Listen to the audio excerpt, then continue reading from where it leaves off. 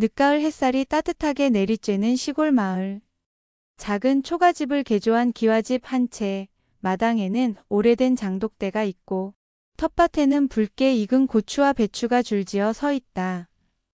그 집에는 70을 훌쩍 넘긴 한 노모가 홀로 살고 있었다.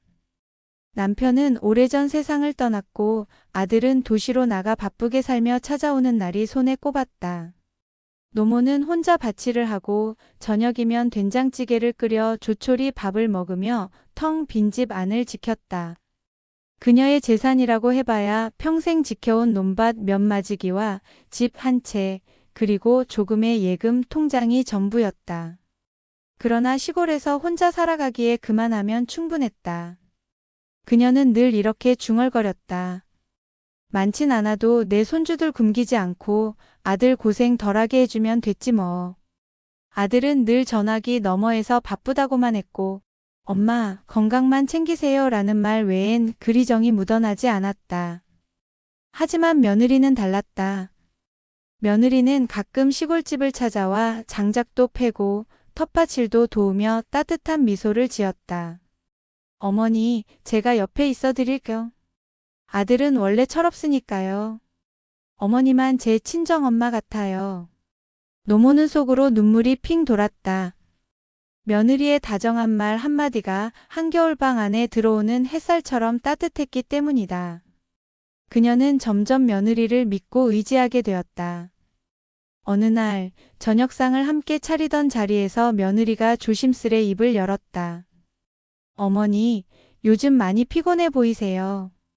연세도 있으신데 혹시 갑자기 쓰러지시면 그간 지켜온 재산이 엉뚱한 데로 갈까 걱정돼요. 노모는 숟가락을 내려놓으며 고개를 갸웃했다. 에이구, 그런 말은 왜 하니?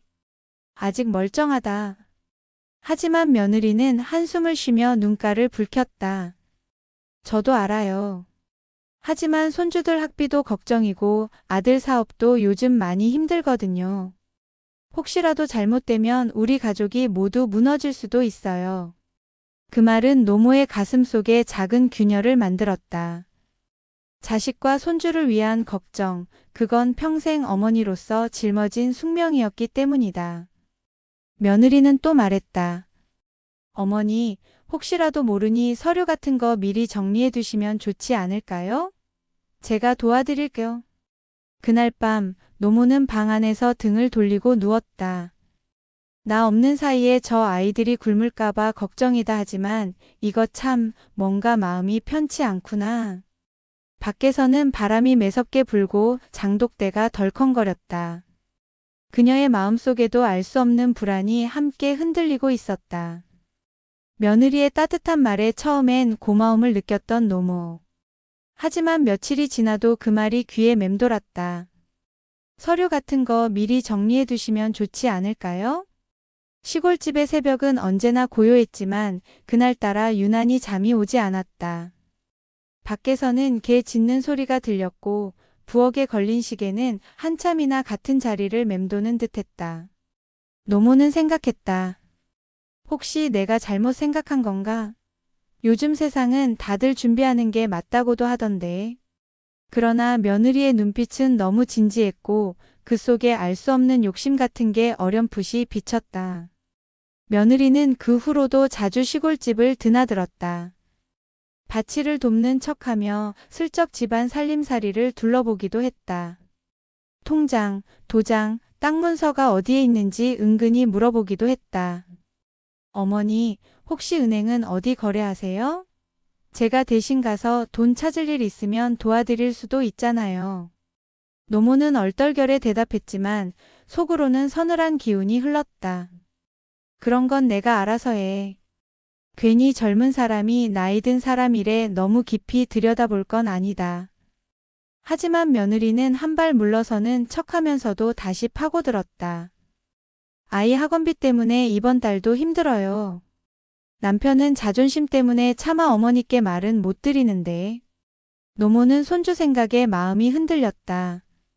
그래, 아이들 위해서라면 내가 좀 도와주마. 통장에서 조금 빼서 쓰거라. 며느리는 고개를 숙이며 고맙다고 했지만 눈빛 속엔 미묘한 빛이 스쳤다. 며느리의 태도는 점점 더 대담해졌다. 주변 이웃들에게도 은근슬쩍 이렇게 말하기 시작했다. 어머니 재산은 제가 지켜드릴 거예요. 아무래도 제가 친딸 같잖아요. 그 말은 노모의 귀에도 들어왔다. 친딸 같다고? 그럼 내 아들은 뭐가 되는 게냐? 노모의 가슴속에 불안과 분노가 동시에 스멀스멀 올라왔다. 그러나 며느리의 미소와 손주의 천진한 얼굴을 보면 차마 단호하게 밀어낼 수 없었다. 그러던 어느 날 며느리는 드디어 본심을 드러냈다. 어머니, 사실 제가 말씀드리기 참 조심스러웠는데요. 만약에 유산을 정리하실 때 제 이름으로 조금이라도 남겨주시면 어떨까 싶어요. 아들은 사업한다고 돈 다 날리고 빚만 질지 모르잖아요. 제가 확실하게 관리해 드릴게요. 그 순간 노모의 손에 들린 국자에서 된장이 뚝 떨어졌다. 그녀의 눈빛이 흔들렸다. 내 이름으로? 내가 뭘 그렇게까지 하겠다는 거냐? 며느리는 서둘러 웃음을 지으며 손사래를 쳤다. 아이고, 제가 너무 앞질러 말씀드렸죠? 그냥 제가 어머니께 더 가까이 있다는 의미였어요. 오해하지 마세요. 하지만 이미 균열은 깊어지고 있었다. 그날 밤 노모는 장독대 앞에 앉아 한참을 하늘만 바라봤다. 내가 가진 게 뭐라고 저 아이가 저렇게 집착을 하는 걸까? 내가 잘못 키운 건가 아니면 세상이 변한 건가? 장독대 위로 달빛이 내려앉았다. 그녀의 마음속에도 차갑고 서늘한 달빛이 드리워졌다. 며느리는 겉으로는 언제나 밝은 미소를 지었다. 하지만 그 미소 뒤에는 무언가 차가운 그림자가 드리워져 있었다. 노모는 알았다. 며느리가 손주 핑계로 집을 찾는 것도, 도와드릴게요라며 서류를 슬쩍 훑는 것도 결국은 다른 목적을 향한 발걸음이라는 것을. 그러나 차마 아들에게는 말할 수 없었다. 아들은 언제나 바쁘게 뛰어다녔고 집에 들어와도 골아떨어지기 일쑤였다. 그런 아들에게 내 아내가 재산을 노린다고 말한다는 게 도저히 할 수 없는 배신처럼 느껴졌다. 며느리는 점점 노골적으로 다가왔다. 어머니, 이 집도 벌써 오래돼서 정리하실 때가 됐잖아요. 시골집 유지비도 많이 들고 혼자 사시면 위험하기도 하고요. 차라리 저희가 모시고 집은 제 이름으로 정리하시면 어머니도 편해지실 거예요.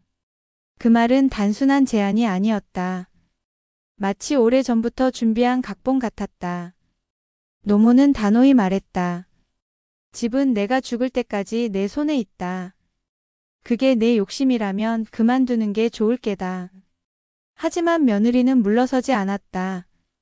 그녀는 슬쩍 눈가를 적시며 속삭였다. 어머니, 저 그렇게 욕심 많은 며느리 아니에요. 그저 제 자식이, 그러니까 어머니 손주가 조금이라도 편하게 살았으면 해서 그래요. 이 아이가 자라서 힘들게 살면 어머니 마음도 아프실 거잖아요. 순간 노모의 가슴은 흔들렸다. 손주의 얼굴이 눈앞에 아른거렸다. 맑고 해맑은 웃음, 그리고 작은 손이 잡아주는 따뜻함. 그러나 마음을 다잡았다. 손주가 편하게 살게 할 방법은 내가 바르게 사는 거다. 남의 것을 빼앗으려 하지 말고 내 힘으로 일구어라. 노모의 목소리는 단호했지만 속은 이미 무너지고 있었다. 며칠 후 마을 사람들 사이에서 이상한 소문이 돌기 시작했다. 노모가 치매가 오기 시작했다더라. 도장을 어디 뒀는지도 모르고 기억도 자꾸 잊는다던데. 노모는 귀를 의심했다. 분명 자신은 아직 정신이 또렷했다. 그런데 그런 소문은 어디서 비롯된 걸까? 마을 안악이 귀띔해줬다. 며느리라는 사람이 여기저기 다니면서 어머니 걱정된다고 그러던데 혹시 잘못된 선택하기 전에 미리 재산 정리해드려야 한다고 말하는 걸 들었어. 순간 노모의 얼굴이 창백해졌다. 소문은 무섭게 퍼져나갔다. 장터에서도 교회에서도 심지어 평생 알고 지낸 이웃들도 노모를 의심의 눈으로 보기 시작했다. 어머니, 이젠 그냥 제 이름으로 집 정리해 두시는 게 낫지 않으세요? 괜히 나중에 도둑이라도 들어서 서류 잃어버리면 어쩌실 거예요? 며느리는 마치 세상이 다 어머니를 걱정한다는 듯이 말했지만 그것은 명백히 노모를 압박하는 말이었다. 노모의 마음은 깊은 외로움에 빠졌다. 아들에게조차 이 이야기를 꺼낼 수 없었다. 혹여 그가 아내 편을 들면 자신만 더 초라해질 테니까. 그날 밤 노모는 깊은 한숨을 내쉬었다. 이게 다 내 탓이지, 내가 늙어서 힘이 없어져서 이런 꼴을 당하는구나. 창밖에서는 개 짖는 소리가 멎었고 온 세상이 고요했지만 그 고요는 결코 평온이 아니었다. 앞으로 다가올 폭풍을 예고하는 숨막히는 정적이었다. 며느리가 퍼뜨린 소문은 걷잡을 수 없이 번져 있었다. 노모는 장터를 나가도 교회를 가도 누구의 눈길도 예전 같지 않았다. 사람들은 속삭였다.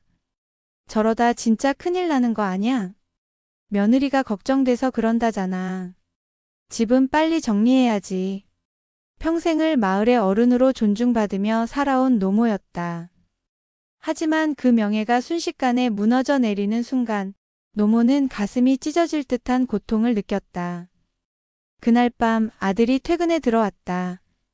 지친 얼굴에 겨우 웃음을 지어 보이는 아들. 노모는 한참을 망설이다가 결국 입을 열었다. 얘야, 내 아내가 내 재산을 노리고 있다. 그리고 나를 치매라고 소문을 내고 다닌다더구나. 아들은 처음엔 믿지 않았다. 어머니, 무슨 말씀이세요? 그럴 리가 있나요? 아내가 설마 그런 짓을 하겠습니까? 하지만 그 순간 작은 손주가 방 안에서 슬며시 나와 말했다. 아빠, 엄마가 할머니 약에 이상한 거 넣는 거 봤어. 그리고 할머니는 치매라면서 사람들한테 말하지 말라고 했어. 순간 공기가 얼어붙었다. 아들의 얼굴은 하얗게 질렸고 며느리는 두 눈이 커다랗게 흔들렸다. 얘가 무슨 헛소리를 하는 거야. 며느리는 손주를 붙잡으며 소리쳤다. 그러나 손주는 울먹이며 다시 말했다. 정말이야, 나 봤어.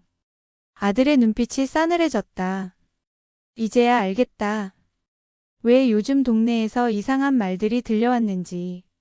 내가 우리 어머니를 모욕한 거였구나.